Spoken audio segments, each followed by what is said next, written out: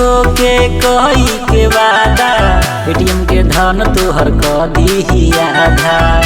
ए बाबू जानी पड़ लेकिन के चक्कर में हो झूठो मुठो के कही के वादा एटीएम के धन तोहर क दी आधा।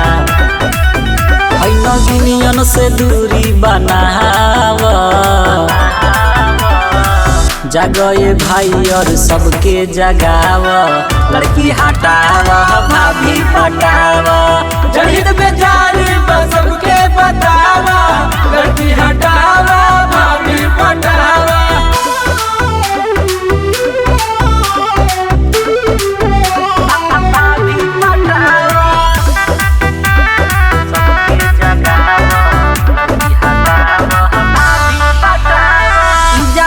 बर्गर खियावे के कही फोन के रिचार्ज करावे के कही पूरा करोगे न सब तो मार के लात छोड़ के चले जाएगी बाबू दूसरा के साथ।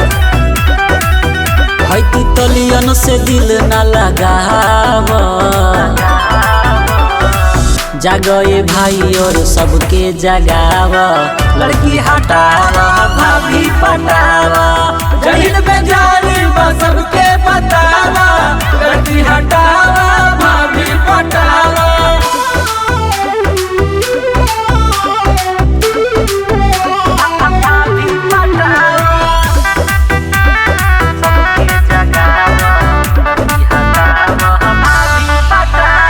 लइकिन पे पैसा जनी करई नवेस्ट उनका से निक हई भाभी जी बेस्ट। भाभी होली बड़ी प्यारी जैसे मटर के तरकारी हकल होला सब कहा जैसे चीज सरकारी।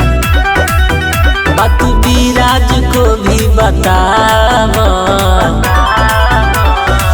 जगए भाई और सबके जगाव लड़की हटाव भाभी पटाव जहिद बेजारी सबके बताव लड़की हटाव भाभी पटाव।